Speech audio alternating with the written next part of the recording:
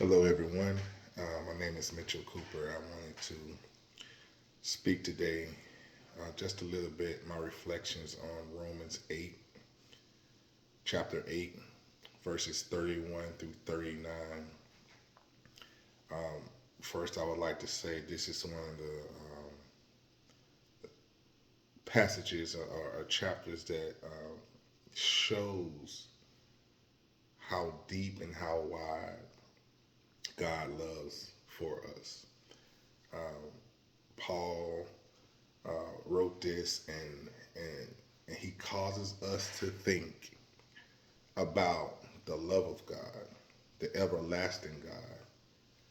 I know in the book they was talking about, it said the geometry of the divine love. So how deep and wide God loves us for us and what he has done for us.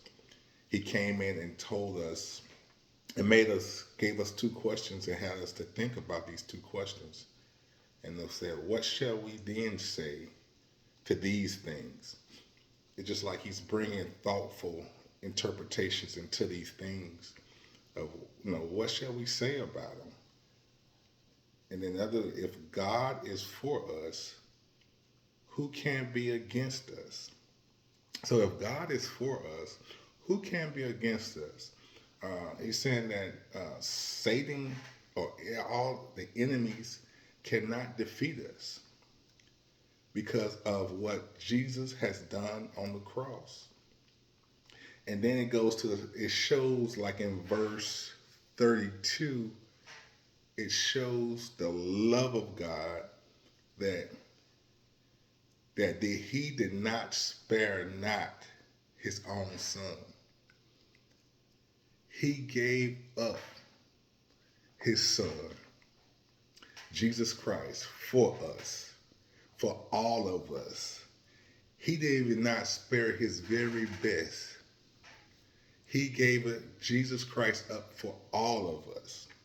And that's good news because we have to understand God's love for us is just that deep and wide that he gives our very best. And then it came to deliver him up for us, for all of us, and freely giving us all things. God love for us is just that wide, and Paul is trying to show us how deep and how wide God love us as his children. And then it goes to say in verse 33 and 34, who shall lay anything to the charge or bring anything charged against us? No one could bring anything, no condemnation. They asked, who can condemn us? No one can, because of what Jesus Christ has done, has been lifted up and is on the right hand side of the Father, interceding for us. So no one could come against us. No one could come against us during this time.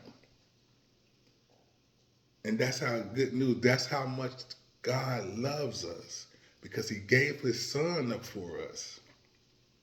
And he is interceding for us on the right hand side of the Father. And that's good news on today.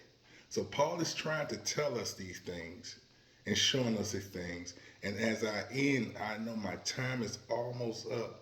It said, who can separate us from the love of God?